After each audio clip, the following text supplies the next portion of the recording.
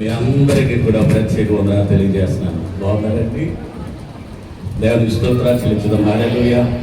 మీరందరూ బాగుండాలి, మీరందరూ ఆత్మీయంగా ఎదగాలి, దేవుళ్ళు సంతోషించాలని మా యొక్క ఆశ ఉంది. అదేవిధంగా ఆన్లైన్ ద్వారా అనేక మంది మాటలు వింటున్న వారందరికీ కూడా ప్రభు పేరట ప్రత్యేక వందనాలు తెలియజేస్తున్నాను. మరి చక్కటి పాటను పాడారు సువర్ణ గారు, చాలా హైలోకి వెళ్ళారు. ఆగిపోతారేమో అనుకున్నాను. అబ్బే, చక్కగా పాడారమ్మా. దేవుడు మిమ్మల్ని దీవించి ఆశీర్వదించిన గాక. ఆమేన్. దేవునికి స్తోత్రం. హల్లెలూయా. ఈరోజు నా యొక్క వాక్యాంశం ఏంటంటే, నిన్ను వలె నీ పొరుగువాన్ని ద్వేషించు, కదండి, ప్రేమించు. ఈ యొక్క మాటను బట్టి వాక్యాన్ని చదువుకుందాం. బైబిల్ గ్రంథంలో నుండి లూకా సువార్త 10వ అధ్యాయము 25వ వచనాన్ని మనం చదువుకుందాం.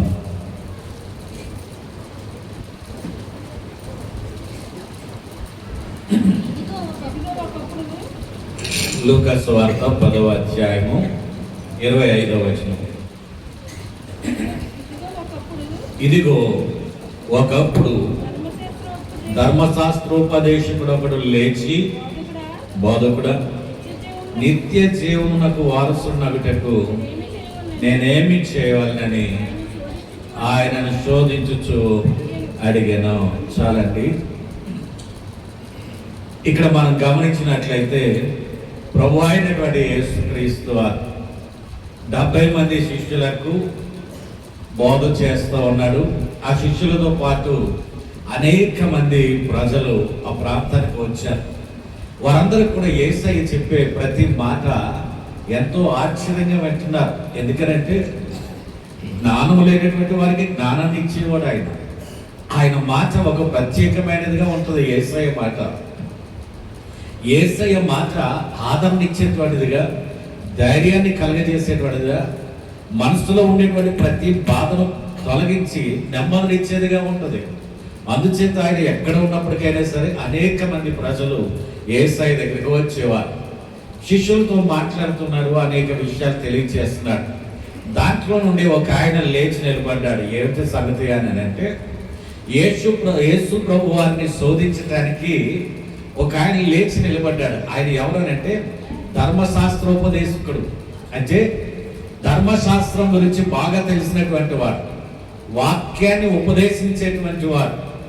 ఆయన లేచి నిలబడి ఆయన అంటూ ఉన్నాడు కదా, ప్రభు అయినటువంటి యేసు ప్రభు వారి దగ్గర ఒక మాట అంటున్నాడు, బోధకుడా, నిత్య జీవానికి వారసుని అవ్వాలంటే నేనేం చేయాలి అని అడుగుతున్నాడు.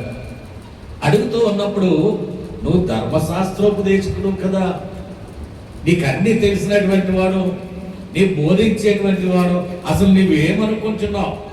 నిత్య జీవానికి వారసుడు అవ్వాలని అంటే అసలు నువ్వేమనుకుంటున్నావు అని అంటే ఆయన తెలియజేస్తున్నాడు. 10:27 అంటున్నాడు, నీ పూర్ణ హృదయంతోనూ నీ దేవుడైన ప్రభువును నీ పూర్ణ హృదయంతోనూ నీ పూర్ణ మనస్సుతోనూ నీ పూర్ణ శక్తితోనూ నీ పూర్ణ వివేకంతోనూ ప్రేమించవలనని, నిన్ను వలె నీ పొరుగు వారిని ప్రేమించవలనని వ్రాయబడి ఉన్నదని చెప్పిన. ఎవరు చెప్పాడు మాట? ఎవరు చెప్పారండి? ధర్మశాస్త్రోపదేశకుడు యేసయ్య అడిగాడు. ఎందుకు అడిగాడు అని అంటే, నిత్య జీవానికి వారసుని అవ్వాలంటే నేనేం చెయ్యాలి అని అంటే, నేను ఏం చెయ్యాలి అని అడిగాడు. అడిగితే, నువ్వు ధర్మశాస్త్రోపదేశకుడు కదా, నువ్వు అసలు ఏమనుకుంటున్నావు నిత్య జీవానికి వెళ్ళాలి అని అంటే ఈయన చెప్తున్నాడు, నీ పూర్ణ హృదయంతోనూ పూర్ణ ఆత్మతోనూ ఇవన్నీ కలిపి నీ ప్రభువుని ప్రేమించాలి. అంతేకాకుండా నిన్ను వలె నీ పొరుగు వారిని ప్రేమించాలి అని వ్రాయబడి ఉందయ్యా ధర్మశాస్త్రంలోను అన్నాడు. మంచిదే, నువ్వు బాగానే చెప్పావు, నువ్వు అలా చెయ్యి అని అన్నాడు. ఎలా చేయమన్నాడు? నీ పూర్ణ హృదయముతో దేవుని ప్రేమించు, పూర్ణ ఆత్మతో సత్యముతో ప్రేమించు, అంతేకాకుండా నిన్ను వలె నీ పొరుగు వాడిని ప్రేమించు. ఎప్పుడైతే ఇలా చెప్పాడో నువ్వు బాగా చెప్పావు, కానీ నువ్వు అలా చెయ్యాలన్నాడు. అలా చెయ్యాలంటున్నాడంటే అలా చేయటం లేదనే కదా అర్థము. ఈ యొక్క ధర్మశాస్త్రోపదేశకుడు తన పొరుగు వారి పట్ల ప్రేమను కలిగి లేడు. అంతేకాకుండా దేవుని పట్ల కూడా ఏ విధమైన ప్రేమ ఉందనంటే ఏదో తాత్కాలికమైనటువంటి ప్రేమ. అందుచేతనే ఇవన్నీ చెప్తూ నీవు అలా చెయ్యి. వాడు కూర్చున్నాడు, కూర్చుని మళ్ళా లేచాడు. ఎందుకని అంటే ఈ ప్రజలందరూ చూస్తున్నారు నేను ఎంత గొప్పనో, ఎంత నీతిమంతునో, ఎంత ధర్మశాస్త్రానికి సంబంధించిన పండితునో వీళ్ళందరికీ తెలుసు. అయితే మరలా ఇంకో ప్రశ్న వేద్దాం, ఈ ప్రశ్నకి ఏం చెప్తారో చెప్తాం అని అనుకుని, సరే కానీ ప్రభువా నీ పొరుగువాడిని ప్రేమించానన్నావు. పొరుగువాడు ఎవడు? నీ పొరుగువాడు అని అంటున్నావు కదా. అసలు నా పొరుగువాడు ఎవడు అని అంటే వాడికి అర్థమయ్యే రీతిలో ప్రభు అయినటువంటి యేసయ్య చక్కటి ఒక కథ చెప్పాడు. ఆ కథ ఏంటంటే అక్కడ ఎందుకు రాయబడి ఉంది, చదవద్దు సమయం లేదు. 10వ అధ్యాయం 30వ వచనంలో ఉందంటే ఇంటికి వెళ్ళిన తర్వాత చదువుకోండి.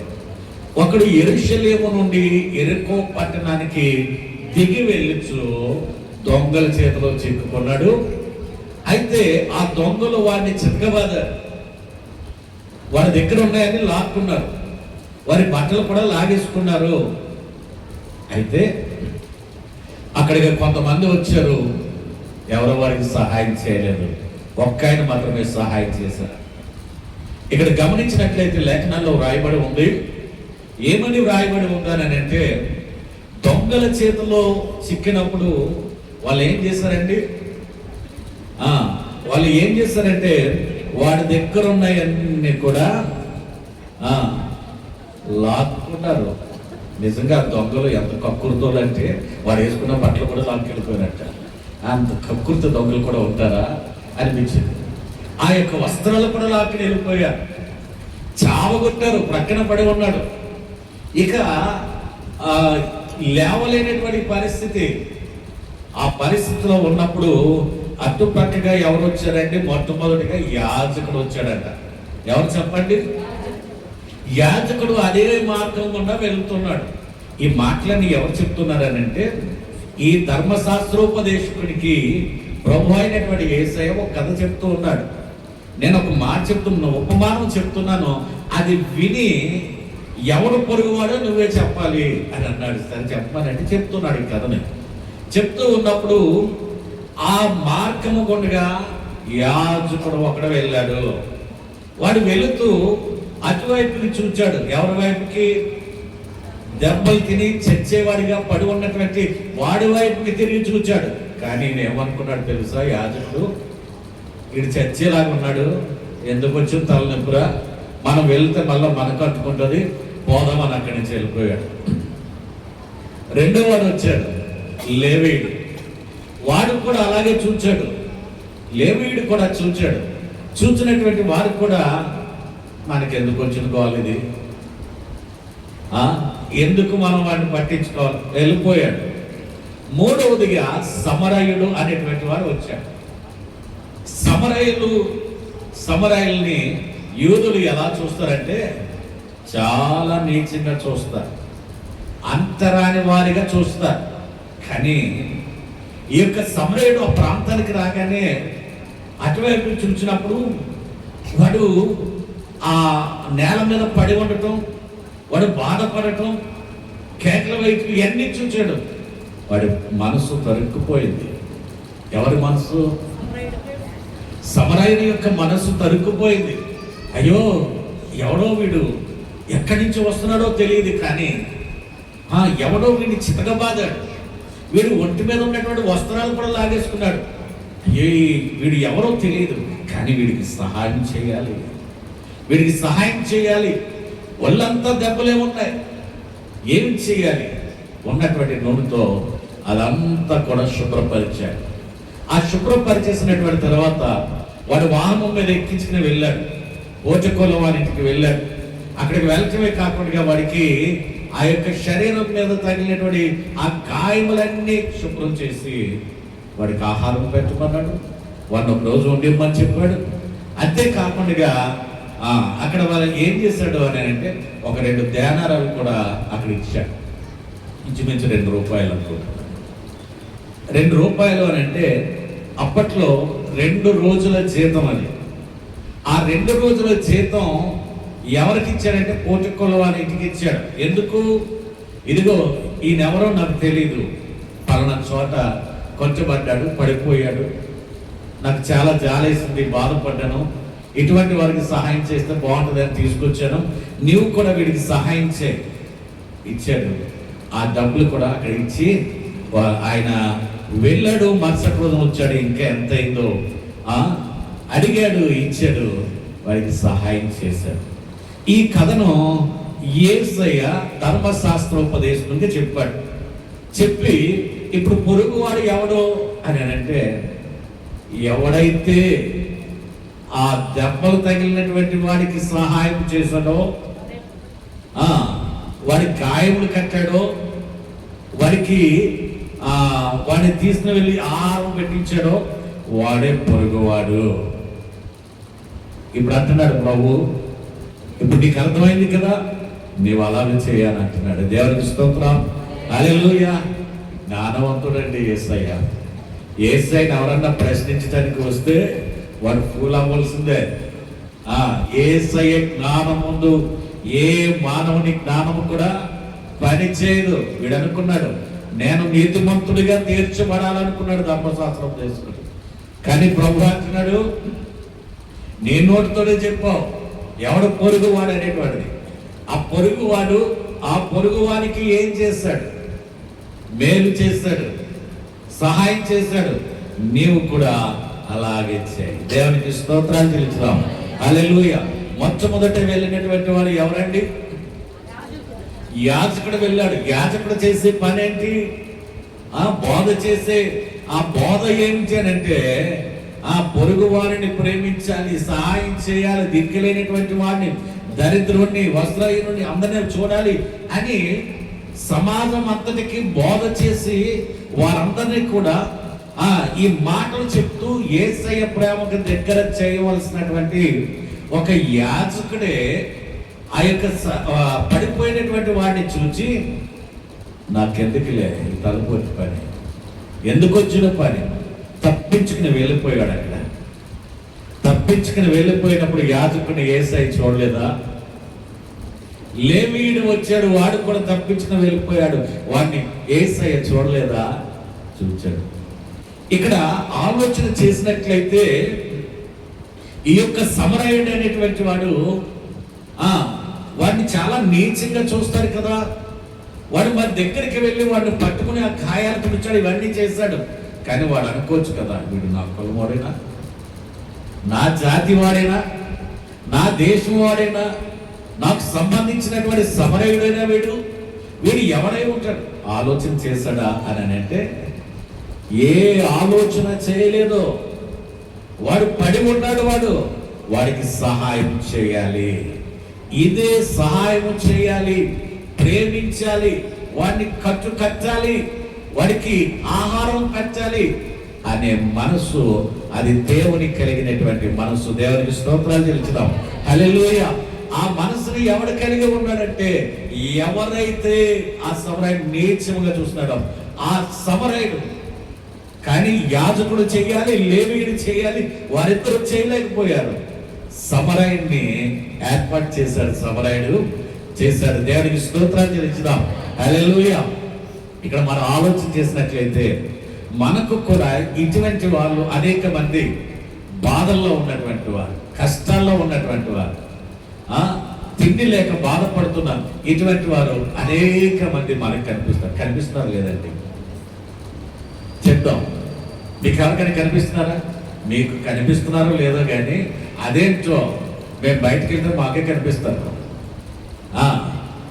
చట్టి పాస్ట్ గారు, నేను, చిన్ని పాస్ట్ గారు, మేము ఎక్కడికైనా బయటకు వెళ్ళాం అనుకోండి, ఇటువంటి వాళ్ళు మాకు కనిపిస్తూ ఉంటారు. కనిపించినప్పుడు అక్కడి నుండి ఒక అడుగు ఎదరికేసి వెళ్ళిపోదామంటే దేవుడు వెళ్ళని వాడు కట్టేస్తాడు. ఎందుకంటే వాళ్ళకి సహాయం చేయి.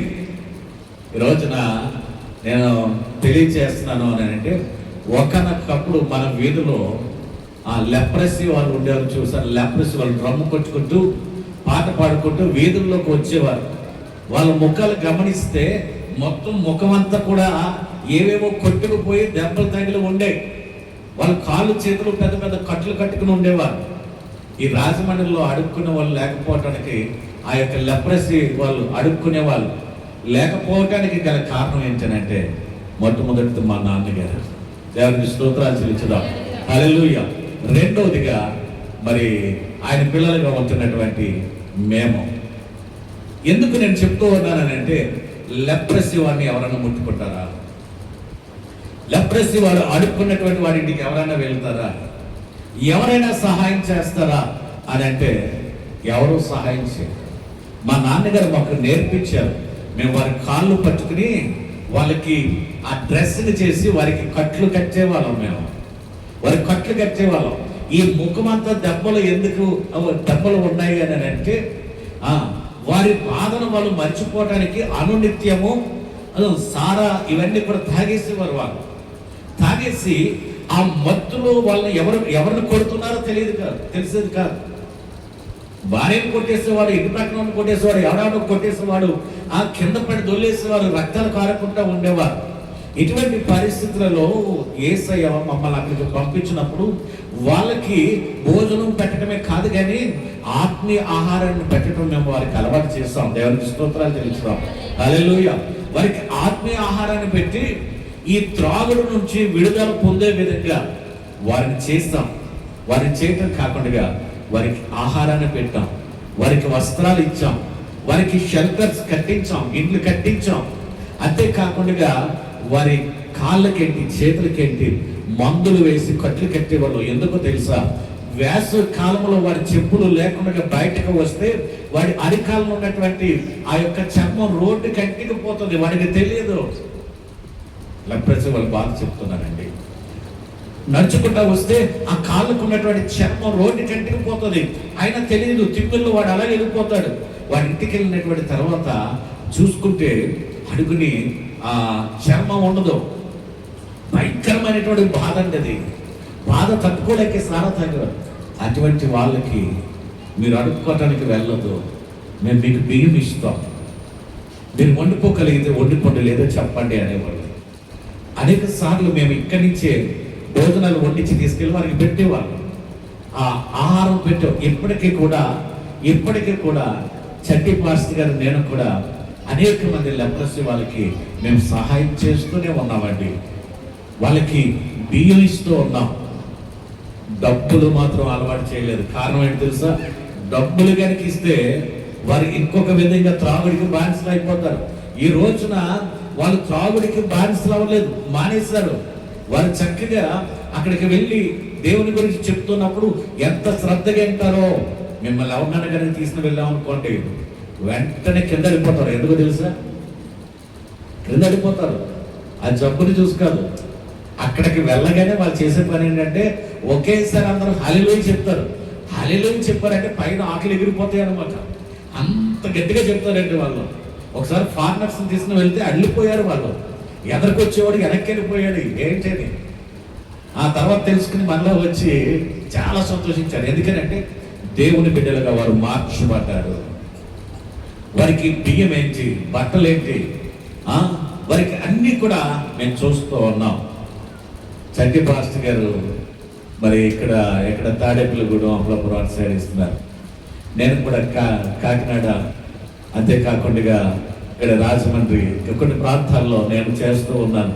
ఎందుకు నేను తెలియజేస్తున్నానంటే, నిన్న వలే వాడికి బట్టలు లేవు, వాడికి గాయములు, వారికి ఎన్నో ఇబ్బందులు. సహాయం చేయాలి. దేవునికి స్తోత్రాలు చెల్లించుదాం. హల్లెలూయా. మాస్టర్ గారికి అమెరికా నుంచి బాగా డబ్బు వస్తున్నట్టు, అందుకే చేస్తున్నారు అనుకుంటారు కదా. అవునా? ఏం డబ్బు లేదండి. ఇచ్చే కానుకే కావచ్చు, మీరు ఇచ్చే కానుకే కావచ్చు, గృహదర్శనానికి వచ్చిందే కావచ్చు, కొంత భాగాన్ని తీసి మేము వారికి సహాయం చేస్తూ ఉంటాం.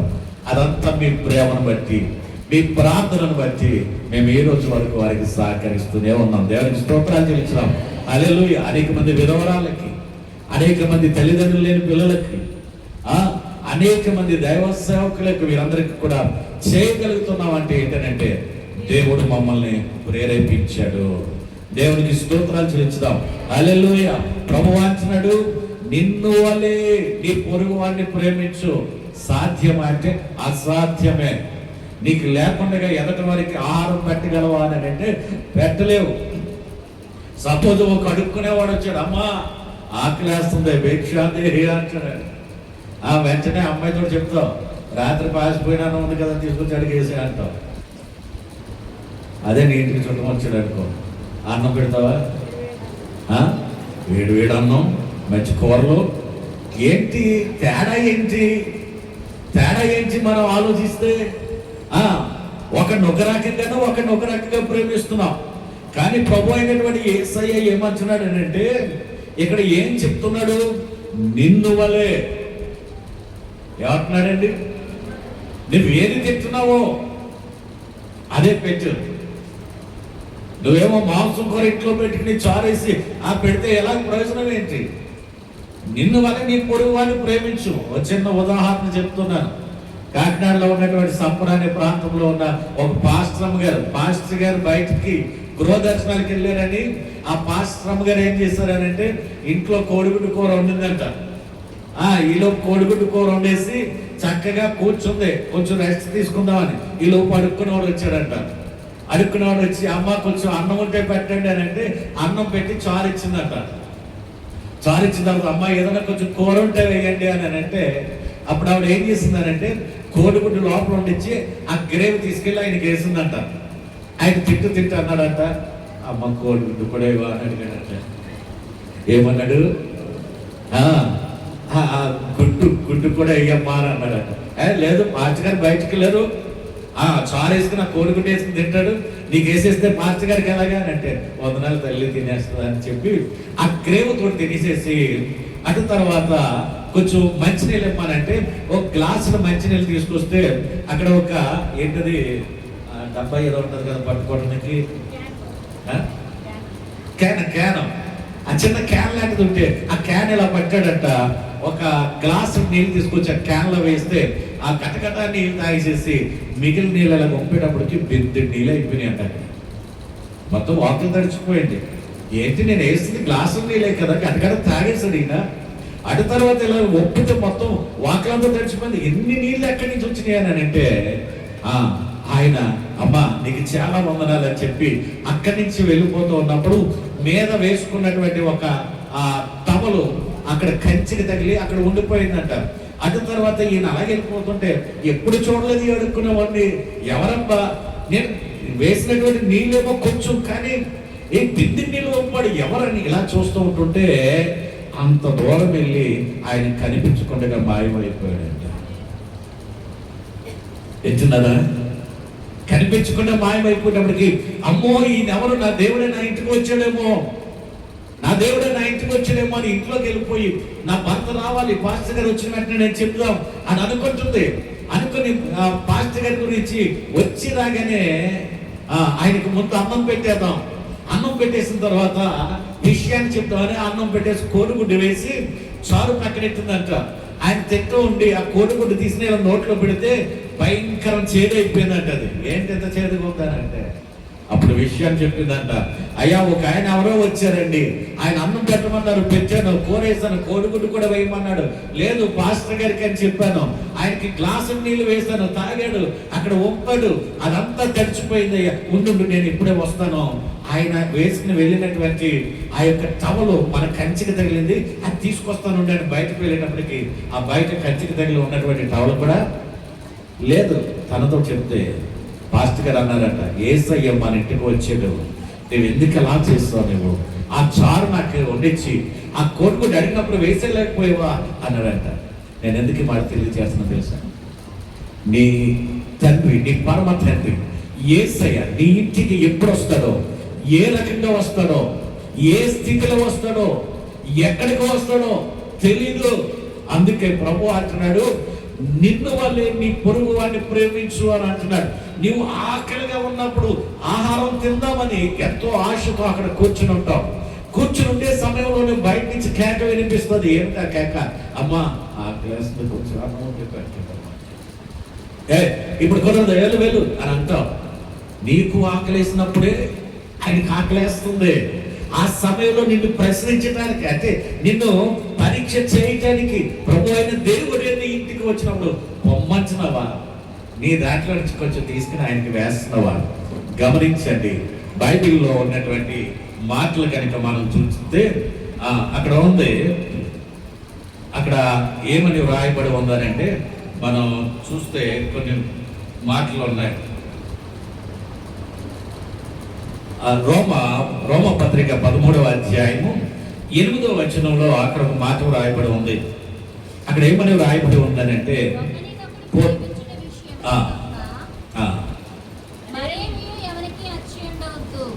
రోమ 13:8లో పొరుగు వారిని ప్రేమించువాడే ధర్మశాస్త్రమును నెరవేర్చువాడు. పొరుగు వారిని ప్రేమించువాడు ఈ గ్రంథాన్ని, పరిశుద్ధ గ్రంథాన్ని నెరవేర్చువాడు ఎవడనంటే పొరుగు వారిని ప్రేమించువాడే. సహజంగా పొరుగువాడు అనేటప్పటికీ మనకి ఎలా కనిపిస్తుంది అంటే తక్కువ, ఏం పర్లేదు ఎక్కడో చోట పట్టుకుంటారు, ఏం పర్లేదు ఏదో ఒకటి తింటారు, లేకపోతే పచ్చడి వేద్దాం, ఏదో ఒకటి వేద్దాం అంటే ఒక చులకన స్వభావం అనేటువంటిది.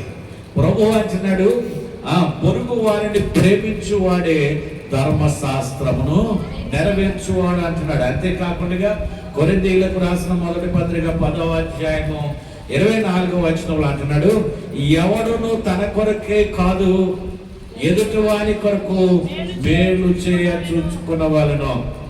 నీ కొరకే నువ్వు సంపాదించుకోవడం కాదు, నీ కొరకే సమస్తాన్ని తెచ్చిపెట్టుకోవడం కాదు. అనేక మంది ఉన్నారు, వాళ్ళకి ఏమీ లేదు, ఒక షెల్టర్ లేదు, తినటానికి ఒక గిన్నె లేదు, ఖర్చుకోవడానికి ఒక వస్త్రం లేదు, వారికి ఏమీ లేనటువంటి వాళ్ళు ఉన్నారు. ఎప్పుడూ నీ కొరకే, నీ కుటుంబం కొరకే చూసుకుంటున్నావు. కానీ అనేక మంది తినటానికి తిండి లేనటువంటి వారు ఉన్నారు. ఈ రోజున నీవు తింటూ ఉన్నావు, ఎక్కువైపోతే దాన్ని ప్రక్కన పడేస్తూ ఉన్నావు.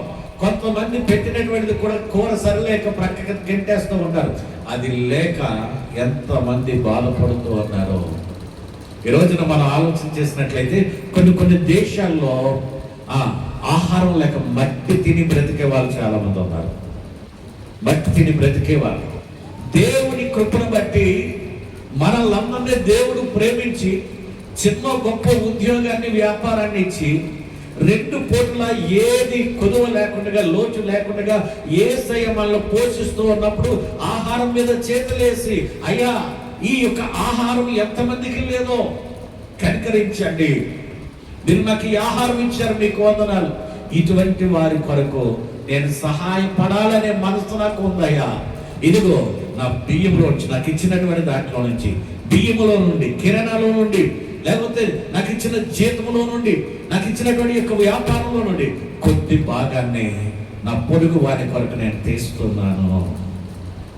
ఈ పొరుగు వారి కొరకు నేను తీస్తున్నాను. ఎవరు సహాయం చేస్తున్నారు? దేవుని సేవకులకు మేము సహాయం చేస్తున్నప్పుడు మీరు మాకు ఇవ్వచ్చు. అది మేము పేదవారికి మేము పెడతాం. దేవునికి స్తోత్రాలు చెల్లించుదాం. హల్లెలూయా. ఇక్కడ ఏమంటున్నాడు అంటే మేలు చేయండి అని అంటున్నాడు. పొరుగు వారి కష్టంలో ఉంటే, పొరుగు వారిని ఏం చేయాలనే కష్టంలో ఉంటే వారికి మేలు చేయాలి, సహాయం చేయాలి. ప్రభు అయినటువంటి యేసుక్రీస్తు వారు ఏం చేస్తారు అని అంటే, శిష్యులను ఈ ధర్మశాస్త్రపు తీసుకుని వీళ్ళందరినీ పిలిచారు. ఒరే నేను మీకు క్రొత్త ఆజ్ఞ ఇస్తాను రండి అన్నారు. ఏం చేయాలని అన్నారు. వీళ్ళందరూ యేసయ్య దగ్గరికి వచ్చారు. యేసయ్య దగ్గరికి వచ్చినప్పుడు ఇప్పటి వరకు కూడా మీరు చెప్పినటువంటి ఈ ధర్మశాస్త్రంలో ప్రధానమైనటువంటి ఆజ్ఞ ఏంటి అని అంటే, నీ దేవుని ప్రేమించు అని చెప్పారు, నీ పొరుగు వారిని ప్రేమించు అని చెప్పారు. అది యెహోవా దేవుడు పాత నిబంధన కాలం నుండి కూడా యెహోవా దేవుడు ఇచ్చినటువంటిది. మంచిదే, నీ పొరుగు వారిని ప్రేమిస్తున్నావు, నీ దేవుని ప్రేమిస్తున్నావు, మంచిదే. అయితే నేను నీకు ఒక కొత్త ఆజ్ఞ ఇస్తున్నాను, ఆ యొక్క ఆజ్ఞను పాటించాలి అని అన్నాడు. ఏమిటి ప్రభు ఆ యొక్క ఆజ్ఞని వీళ్ళందరూ అడుగుతుంటే, యోహాను సువార్త 13వ అధ్యాయము 34వ వచనాన్ని ఆయన తెలియజేస్తున్నాడు. అక్కడ చదువుదామండి. మీరు ఒకరినొకరు ప్రేమించవలనని మీకు క్రొత్త ఆజ్ఞను ఇచ్చుచున్నాను. దేవునికి స్తోత్రాలు చెల్లించుదాం. హల్లెలూయా. మీకు ఒక క్రొత్త ఆజ్ఞ ఇస్తున్నాను నేను. ఆ యొక్క ఆజ్ఞ ఏంటంటే, మీరు ఇప్పటి వరకు కూడా నిన్ను వాళ్ళు నీ పొరుగు వారిని ప్రేమిస్తున్నావు, దేవుణ్ణి ప్రేమిస్తున్నావు. అయితే ఇప్పుడు మీరు ఏం చేయాలంటే ఒకరిని ఒకరు ప్రేమించుకోవాలి.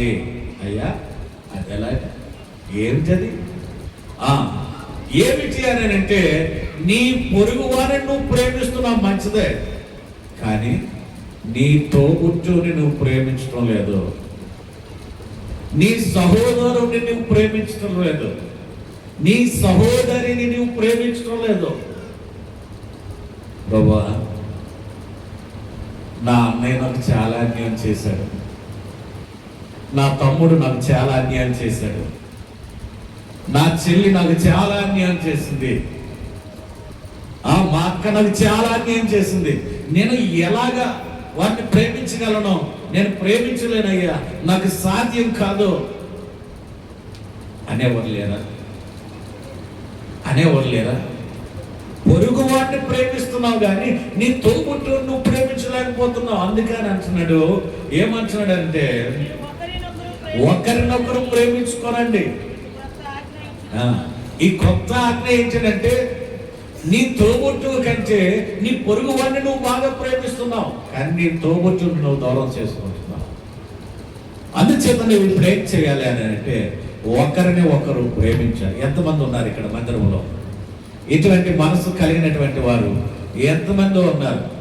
నీ తోబుట్టు, నీ బంధువే కావచ్చు, నీ రక్త సంబంధే కావచ్చు, నేను ప్రేమించలేకపోతున్నానండి,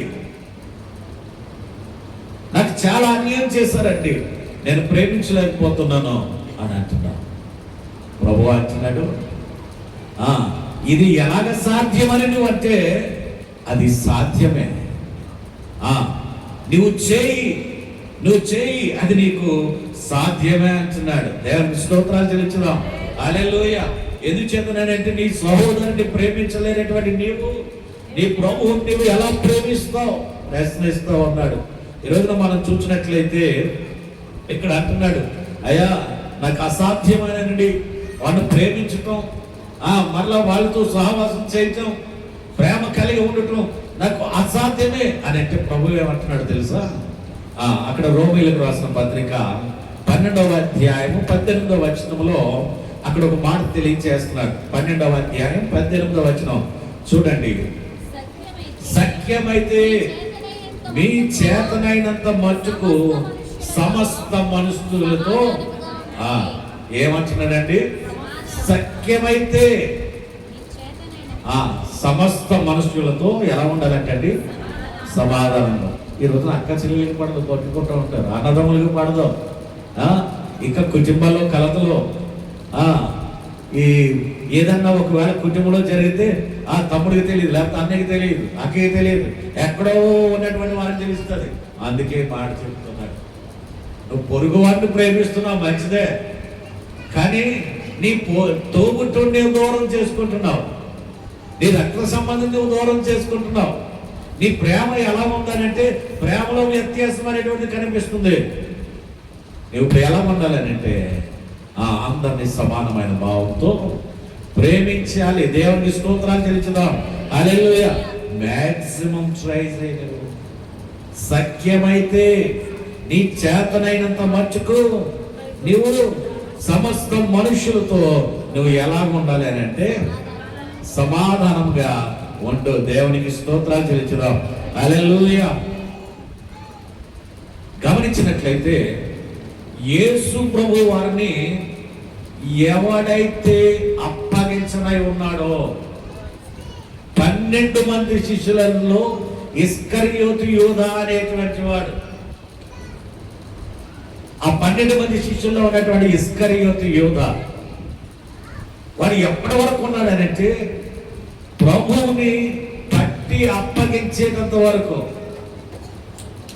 యేసయ్యతోనే ఉన్నాడు. యేసయ్యకి విషయం తెలియదా? యేసయ్యకి యోధా నన్ను పట్టి అప్పగిస్తాడన్నటువంటి సంఘటన యేసయ్యకి తెలియదంటే అంత తెలుసు. అంతా తెలుసుండి కూడా యేసయ్య ఏం చేస్తున్నాడు తెలుసా? తనను పట్టి అప్పగించేటంత వరకు కూడా తనకి కడుపు నిండా భోజనం పెడుతున్నాడు, తనతో సహవాసం చేస్తున్నాడు, తనని శిష్యులందరి వల్లే ఆయన ప్రేమిస్తూ ఉన్నాడు. అందరి వల్లే ఆయన ప్రేమించడం కాదు, ఏ రోజున కూడా ప్రేమలో వ్యత్యాసం అనేది జరగలేదు. ఆహారం తింటున్నప్పుడు సూటిపోటి మాటలు అనేటువంటిది పలుకలేదు. ఒకనొక దినాన్న వీడు ఇస్కరియోతు యూదా నన్ను పట్టి అప్పగిస్తాడు అని తెలిసినప్పటికైనా సరే వాడిని ఎలా చూస్తున్నాడండి యేసయ్య? ప్రేమిస్తూ ఉన్నాడు. దేవునికి స్తోత్రాలు చెల్లించిన హల్లెలూయా. ఎంతగా ప్రేమిస్తున్నాడు అని అంటే వాడు నన్ను పట్టి అప్పగించిన, వాడు నన్ను కొట్టాలని చూచిన, నా గురించి ఒకవేళ గుడుపుటని అటువంటి చేస్తూ ఉన్నా సరే అనేక మంది దగ్గరికి వెళ్ళి నా గురించి అనేక రకాలుగా చెప్పి నన్ను పట్టి అప్పగించడానికి వాడు చూస్తున్నా సరే నా ప్రేమలో తేడా రాయడానికి ఇటువంటి వాళ్ళు ప్రేమించడానికి వచ్చాను, మార్చడానికి వచ్చాను. కాబట్టి నేను వీటిని మార్చాలి, వీటిని నేను ప్రేమించాలి.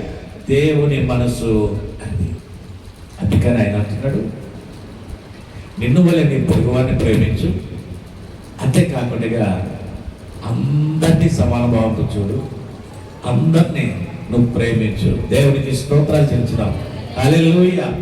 చూడండి, మనం ప్రభు అయినటువంటి యేసుక్రీస్తు వారు శిలువ మీద ఉన్నప్పుడు కూడా ఆయన చెప్తున్నాడు, తండ్రి వీళ్ళు ఏం చేస్తున్నారో, ఎందుకు ఆ మాటను తెలియచేస్తున్నాడు అని మనం ఆలోచన చేసినట్లయితే, నిండు చూలాలు అయినటువంటి మరియమ్మ బిడ్డను ఎత్తుకొని ఇంటికి వస్తే, అమ్మా ఇదిగో ఈ బిడ్డ నేను ఉండటానికి స్థలం ఇవ్వండి, లేకపోతే గర్భవతిగా ఉన్నప్పుడు అనేక మంది ఇళ్లకు వచ్చి నిండు చూలాలు అయినటువంటి ఆ యొక్క మరియ అనేక మందిని అడిగితే, మా ఇంట్లో స్థలం లేదు, పోండి అవతలకి, సత్రంలో కూడా స్థలం లేదు, పోండి అవతలకి.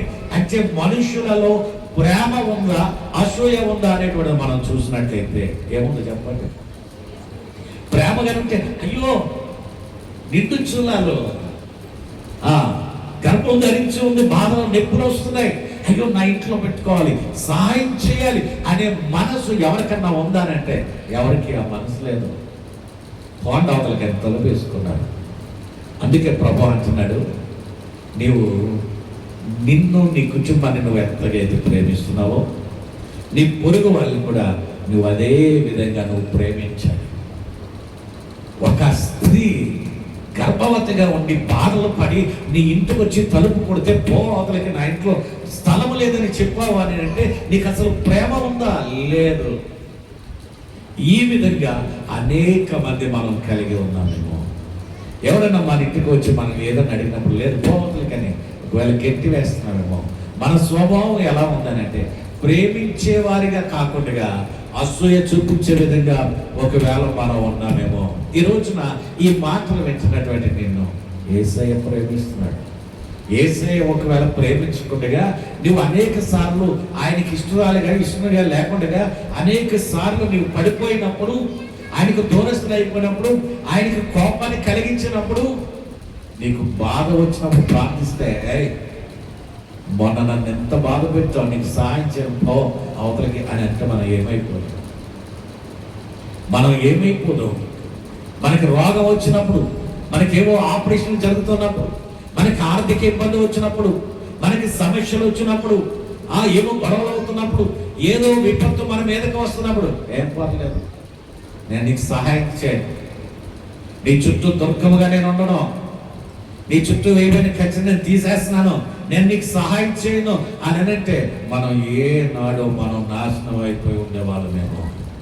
కానీ నువ్వు ఎన్నిసార్లు యేసయ్యకి ఆయాసకరంగా నువ్వు జీవించినా, ఎన్నిసార్లు దేవునికి దూరం అయిపోతూ ఉన్నా సరే ఆయన ఇంకా నిన్ను ఎందుకు ప్రేమిస్తున్నాడని అంటే ఆయన ప్రేమ గొప్పది. దేవునికి స్తోత్రాలు చెల్లించుదాం. హల్లెలూయా. నీవు ఎంతగా ఆయనను నువ్వు దూరం చేసుకోవాలని చూస్తున్నా, ఆయన నిన్ను ఏం చేస్తున్నాడంటే ఆయన నిన్ను ప్రేమిస్తున్నాడు. ఎందుకు తెలుసా? ఆయన ప్రేమను నువ్వు అర్థం చేసుకుంటావని, ఆయనను నువ్వు ప్రేమిస్తావని.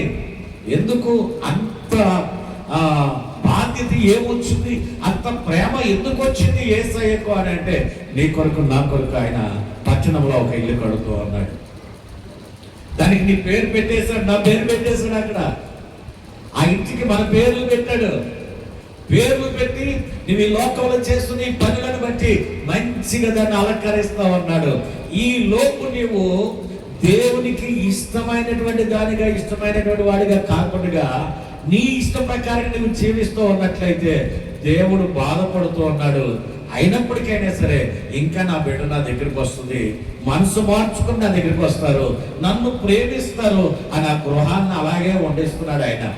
ఎందుకని అంటే నీ యొక్క మాట్లాడకండి, నీ యొక్క పరిస్థితిని నువ్వు అర్థం చేసుకుని, నువ్వు ఏ విషయంలో ప్రభువును బాధ పెట్టేవాడు నువ్వు అర్థం చేసుకుని తిరిగి మరలా యేసయ్య దగ్గరికి వస్తావు, ఆ గృహాన్ని ఇంకా సుందరంగా కడదామని ఆయన ఎంతో ఆలోచన చేసి నీ పట్ల ఎంతో సంకల్పన ఉద్దేశం కలిగి, నా కొడుకు వస్తాడు, నా కొడుకు ఇల్లుది, నా కుమార్తె వస్తుంది, నా కుమార్తె కొరకు నేను కడుతూ ఉన్నాను, ఈ ఇంట్లో నా కుమార్తె ఉంటుంది, ఇంట్లో నా కొడుకు ఉంటాడని యేసయ్య నీ కొరకు నా కొరకు ఒక మంచి భవనాన్ని కడుతున్నాడు. నువ్వు దూరం అయిపోతుంటే ఆయన ఏడుస్తున్నాడు, బాధపడుతున్నాడు. అనేక సార్లు బాధపడుతూ దేవుని సేవకుల ద్వారా నిన్ను హెచ్చరిస్తూ ఉన్నప్పుడు నీవు లోపడి, అయ్యా నేను నిన్ను ప్రేమిస్తాను, అయ్యా నేను నిన్ను ప్రేమిస్తాను, నా పొరుగు వారిని నేను ప్రేమిస్తాను, నా తోబుట్టువుని నేను ప్రేమిస్తాను, నా కుటుంబాన్ని నేను ప్రేమిస్తాను. అయ్యా ఒకవేళ ఇప్పటి వరకు నా కుటుంబాన్ని నేను ప్రేమించలేదేమో, నా పొరుగు వారిని నేను ప్రేమించలేదేమో, క్షమించు నాయన, ఈరోజు నీవు నాతో మాట్లాడాను, నా మనసు మార్చుకుంటున్నాను, నీకు లోబడుతున్నాను, నీకు ఇష్టంగా నేను జీవిస్తాను, ఈరోజు నువ్వు నాతో నేను మాట్లాడావు, నీకు వందనాలని చెప్పి ఎవరైతే పశ్చాత్తాపం కడిగి, ఎవరైతే పాత పద్ధతులు విడిచి యేసయ్యకి ఇష్టలుగా జీవించాలని అనుకుంటున్నారో, ఎవరైతే యేసయ్యని ప్రేమిస్తూ పొరుగువాడిని ప్రేమిస్తూ నీ కుటుంబాన్ని ప్రేమిస్తూ ఉన్నట్లయితే ఆయన అంటున్నాడు, నేను వెళ్ళేటువంటి మార్గము వేరు, ఆ బాటలో నీవు కూడా నడిచినట్లయితే అది జీవ మార్గమై ఉంది, ఆ జీవ మార్గంలో నేను ఉంటాను, నీవు ఉంటావు, మనం అక్కడ సంతోషించవచ్చు. ఎందుకనంటే ఈ లోకం అనేటువంటిది అశాశ్వతమైనటువంటిది, ఎప్పుడైనా ఎప్పుడు విడిచిపెట్టేస్తావు తెలియదు. నీకు ఎంత ఉన్నా, ఎంత బంగారం ఉన్నా, ధనం ఉన్నా, మేడలు, మిద్దెలు, ఐశ్వర్య, గౌరవం ఎన్ని ఉన్నా ఒక రోజున అది విడిచిపెట్టేస్తావు, రావాల్సిన నా దగ్గరికే. కాబట్టి నా బాటలో నడువు, నీవు నా బాటలో నడిస్తే నీ కొరకు ఏర్పాటు చేయబడిన పట్టణంలో, ఆ గృహంలో నీవు ఉంటావు. లేదా నువ్వు బ్రతుకున్నంత కాలము నా మాట వింటూ కూడా పెడచెవిని పెట్టి ఒకవేళ తిరిగావా, నీ కొరకు నరక అగ్ని ముందు దాంట్లోకి పోతావు. ఏది కావాలి నీ ముందు పెడుతున్నాను. ఈ రోజున మనం ఆలోచించేద్దాం, మనం ఆలోచించేసి ఈ రెండు మన ముందే ఉన్నాయి. యేసయ్యని అడుగుదాం ఈ రోజున, అయ్యా నువ్వు నా కొరకు ఏర్పాటు చేద్దాం, ఆ ఇంటికి నాకు రావాలని ఇష్టపడుతున్నాను, అయ్యా నేను నిన్ను ప్రేమిస్తున్నాను, నా మనసు మార్చుకుంటున్నాను, నీకు ఇష్టాలకి ఇష్టంగా నేను జీవించాలనుకుంటున్నాను.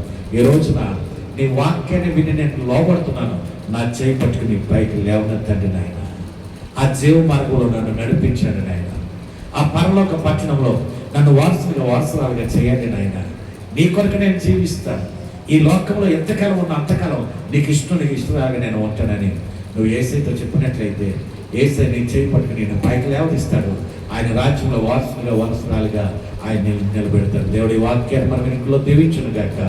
ఆమె చిన్న ప్రార్థన చేస్తున్నాను. ప్రేమగల తండ్రి, నీకు వందనాలు చెల్లిస్తున్నాం నాయన, ఇంతవరకు నువ్వు మాతో మాట్లాడావు, నీకు వందనాలు. వీరిని వాక్యాన్ని విడిచిపెట్టుకుంటా ప్రతి ఒక్కరి హృదయంలో అది ఫలించినట్లుగా చేయమని, ఎంతమంది అయితే దూర ప్రాంతాల్లో ఆన్లైన్లో ఉండి ఈ మాటలు వింటున్నారో వారందరినీ కూడా మీరు దర్శించి బలపరచున్నారు. యేసు నామమున అడుగుచున్నాను పరమ తండ్రి, ఆమేన్.